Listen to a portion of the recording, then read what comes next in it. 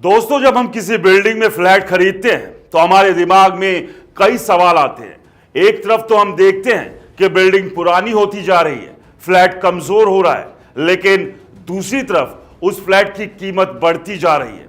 आखिर ऐसा क्यों होता है? और दूसरा सवाल, मान लीजिए मैंने एक फ्लैट खरीदा और उस बिल्डिंग की एज पूरी हो गई या कोई प्राकृतिक आपदा आ गई जिससे बिल्डिंग गिर गई, तो मेरे हाथ में क्या आएगा? आज हम इन सवालों के जवाब ढूंढेंगे और एक नए कॉन्सेप्ट को समझेंगे, अनडिवाइडेड शेयर ऑफ लैंड, यानी कि यूडीएस, यानी भूमि का अविभाजित हिस्सा। दोस्तों, जरा सोचिए, फ्लैट की कीमत क्यों बढ़ती है, और वो भी जब बिल्डिंग पुरानी हो रही हो।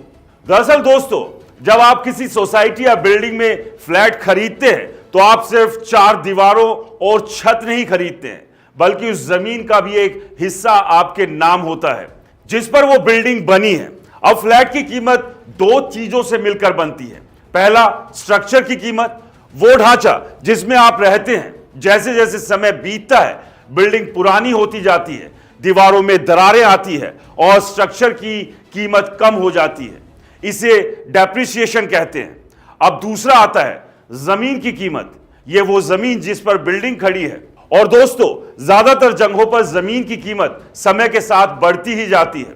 तो दोस्तों, भले ही स्ट्रक्चर पुराना हो जा रहा हो, जमीन की कीमत इतनी तेजी से बढ़ती है कि वो स्ट्रक्चर की घटी हुई कीमत को कवर कर लेती है।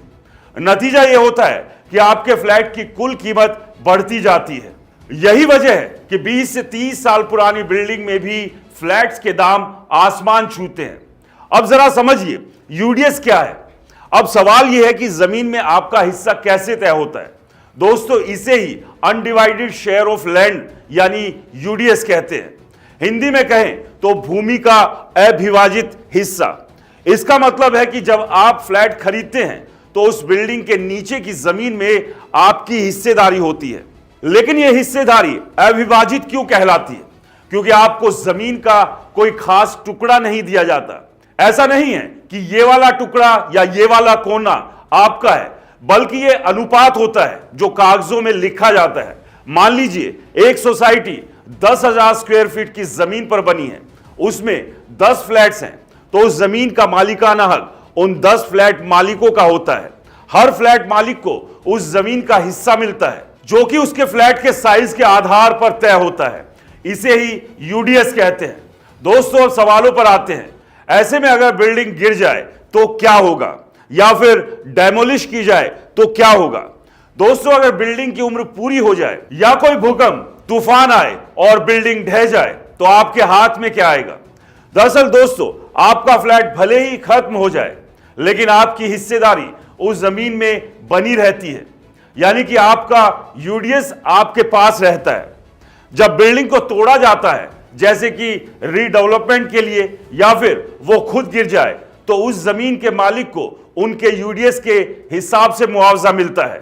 यह मुआवजा दो तरह से हो सकता है। पहला, पैसे के रूप में जमीन को बेचा जाता है और उसकी कीमत आपके यूडीएस के हिसाब से आपको मिलती है।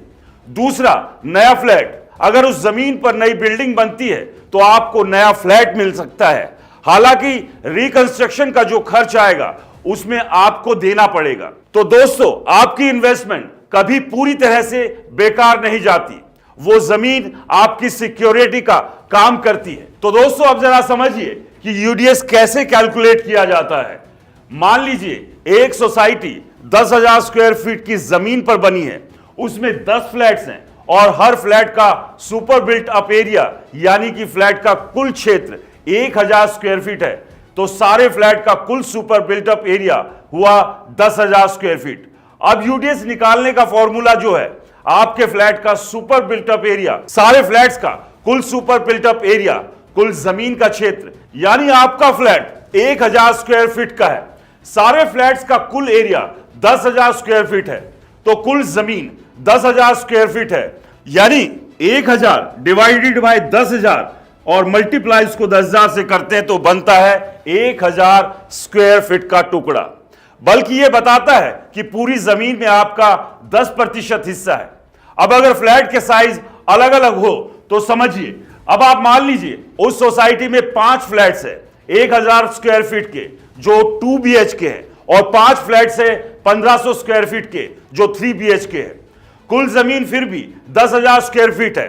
अब 5 गुना 1000 यानी कि 5000 स्क्वायर फीट 2 BHK फ्लैट का कुल एरिया हो जाता है और 5 गुना 1500 7500 स्क्वायर फीट 3 BHK फ्लैट का कुल एरिया हो जाता है। अब कुल super build up area 12,000 square feet. अब अगर आपका फ्लैट 1000 स्क्वायर फीट का है तो 1000 को डिवाइड करें 12,500 से और 10,000 से गुना कर देंगे तो आएगा 800 स्क्वायर फीट, यानी कि आपका यूडीएस हुआ 800 स्क्वायर फीट।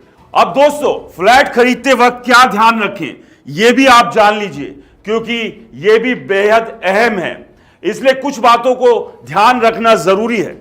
दोस्तों, सबसे पहले सेल एग्रीमेंट चेक करें, इसमें साफ लिखा होना चाहिए कि आपको कितना यूडीएस मिल रहा है। और दूसरी बात, बिल्डर से पूछे, अगर एग्रीमेंट में यूडीएस का जिक्र ना हो तो बिल्डर से कंफर्म करें। तीसरी बात, यूडीएस का मिलान करें, बिल्डर को यूडीएस बताएं और जो एग्रीमेंट में लिखा हो वो एक ही होना चाहिए। चौथी बात, शेयर सर्टिफिकेट, अगर आप कोऑपरेटिव सोसाइटी में फ्लैट ले रहे हैं तो शेयर सर्टिफिकेट ले जिसमें आपका हिस्सा लिखा होता है। दोस्तों, इन बातों को फॉलो करने से आपकी इन्वेस्टमेंट सुरक्षित रहेगी। खैर, अब आते हैं उसी सवाल पर, तो आखिर में क्या मिलेगा। दोस्तों, अगर आपकी बिल्डिंग गिर जाती है या ढहाई जाती है तो आपके पास जमीन का वो अविभाजित हिस्सा यूडीएस रहेगा। उस जमीन को बेचा जा सकता है और उसकी कीमत आपके यूडीएस के हिसाब से आपको मिलेगी। मान लीजिए पहले वाले उदाहरण में आपका यूडीएस 800 स्क्वायर फीट है और यह जमीन अगर 50 लाख में बिकती है और पूरा एरिया है 10,000 स्क्वायर फीट, तो इसमें से आपको आपका 800 का हिस्सा यानी कि 4 लाख रुपए मिलेंगे। या फिर नई बिल्डिंग बनने पर आपको नया फ्लैट मिल सकता है, यानी आपका पैसा डूबेगा नहीं बल्कि जमीन की कीमत के जरिए आपको रिटर्न मिलेगा। तो दोस्तों, अब आपको समझ आ गया होगा कि फ्लैट की कीमत क्यों बढ़ती है और बिल्डिंग गिरने पर आपके हाथ क्या आएगा। यह सब यूडीएस की वजह से होता है जो आपकी इन्वेस्टमेंट को सिक्योर रखता है।